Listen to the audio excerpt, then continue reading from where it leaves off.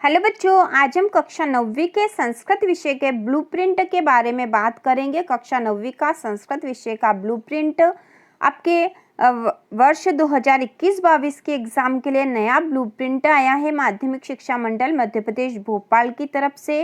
और इसके पहले हमने कक्षा 9वीं के हिंदी, गणित और अंग्रेजी विषय के ब्लूप्रिंट के बारे में विस्तृत रूप से समझ लिया है कि किस अध्याय से कितने क्वेश्चन होंगे और कितने अंक के होंगे। आज हम संस्कृत विषय को अच्छे से समझेंगे और इसी प्रकार के और वीडियो देखने के लिए, कक्षा 9वीं के महत्वपूर्ण प्रश्नों के लिए और कक्षा 9वीं और 10वीं की संपूर्ण तैयारी के लिए चैनल को सब्सक्राइब कीजिए। तो चलो शुरू करते हैं। कक्षा 9वीं में सबसे पहली जो इकाई यहाँ दे रखी है प्रत्यय, विशेषणम और विशेष्यम, इससे संबंधित 7 अंक के प्रश्न होंगे जो कि एक एक नंबर के ऑब्जेक्टिव होंगे। इसके बाद है पर्याय, विलोम और एक पदेन प्रश्नोत्तराणी, मतलब पर्यायवाची शब्द, विलोम शब्द और एक पदेन प्रश्न उत्तर जो हैं वह कुल 7 अंक के होंगे, जिसमें पर्यायवाची 2 अंक के होंगे, विलोम शब्द 2 अंक के और 3 अंक के एक पदेन होंगे।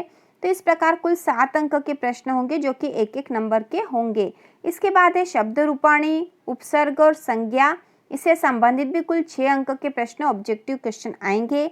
इसके बाद धातु रूप, अव्यय और सर्वनाम, इससे संबंधित भी 6 अंक के क्वेश्चन होने वाले हैं। इसमें धातु रूप 3 अंक का, अव्यय 2 अंक का और 1 नंबर का सर्वनाम पूछा जाएगा। इसके बाद संधि और समास से संबंधित क्वेश्चन होंगे। तो संधि के प्रश्न 3 अंक के होंगे और समास के प्रश्न भी 3 अंक के होंगे। इस प्रकार कुल 6 अंक के प्रश्न यहाँ से पूछे जाएंगे संधि और समास में से, जो कि इम्पोर्टेंट है आपके लिए। इसके बाद है पाठगत प्रश्नोत्तराणी, मतलब पाठ में से प्रश्नोत्तर जो होते हैं 2-2 अंक वाले, वह पूछे जाएंगे। तो ये 12 अंक के होंगे कुल, तो 2-2 अंक के 6 प्रश्न यहाँ पूछे जाएंगे। इसके बाद अगला है वर्ण परिचय। वर्ण परिचय में से 2 अंक के प्रश्न पूछे जाएंगे, 2 अंक का एक प्रश्न। इसके बाद है कह कम प्रति कथयति, मतलब किसने किसके प्रति कहा, तो इसमें से भी 2 अंक के प्रश्न पूछे जाएंगे, 2 अंक का एक प्रश्न होगा।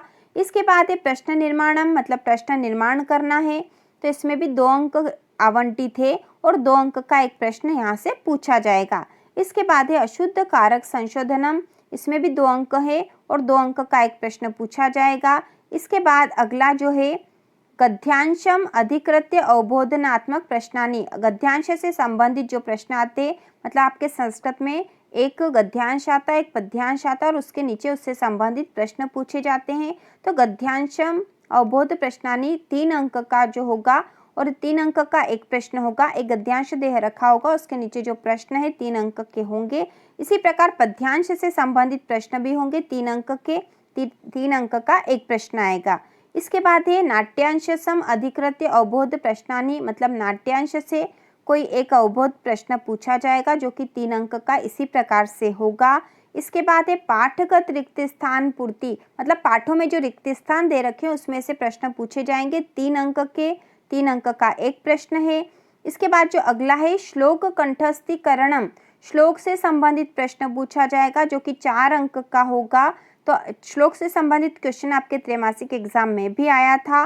तो आपके पाठों में से कोई से भी 2 श्लोक लिखने के लिए आते हैं जो कि प्रश्न या पेपर में नहीं हो, वो ही लिखना चाहिए, तो ही आपको पूरे अंक प्राप्त होंगे। इसके बाद जो अगला भाग है वह पत्र लेखनम, मतलब पत्र लिखने के लिए आएगा। प्रार्थना पत्र या पत्र, अधिकतर प्रार्थना पत्र ही आता है यहाँ पर, जो कि 4 अंक का होगा। इसके बाद है अपठित गद्यांश आएगा जो कि 4 अंक का होगा। इसके बाद निबंध लिखने के लिए होगा जो कि 4 अंक का प्रश्न पूछा जाएगा। तो इस प्रकार स्पष्ट है, समझ में आ गया हमें कि संस्कृत में से क्या क्या प्रश्न पूछे जाएंगे। ऑब्जेक्टिव क्वेश्चन कुल 32 होंगे। इसके बाद हम देख लेते हैं आपके संस्कृत में प्रोजेक्ट कार्य भी होगा जो कि 20 अंक का प्रोजेक्ट कार्य होना है। इसके बाद यहाँ पर हम देख लेंगे कि संस्कृत में यदि आपने यह नहीं देखा कि संस्कृत में कौन कौन से पाठ कम कर दिए गए हैं इस वर्ष के लिए, तो वह भी आप देख सकते हो। शैमुषी भाग 1 आपकी पुस्तक है, इसमें से आपके संस्कृत में से पाठ 7 प्रत्यभिज्ञानम, पाठ 10 जटायो शौर्यम और पाठ 12 वांग्मन प्राण स्वरूपम, यह 3 पाठ आपके कोर्स से कम कर दिए गए हैं। इन 3 पाठों को आपको याद नहीं करना है, इनकी तैयारी नहीं करनी है। तो अब आपके लिए आसान हो गया है, संस्कृत की पूरा ब्लूप्रिंट आपने देख लिया है कि आपको किस तरह से तैयारी करनी है और कौन कौन से पाठ कम कर दिए गए हैं, तो आप आसानी से तैयारी कर सकते हो। और संस्कृत के महत्वपूर्ण प्रश्नों के लिए, संस्कृत के एग्जाम की तैयारी के लिए चैनल को सब्सक्राइब कीजिए।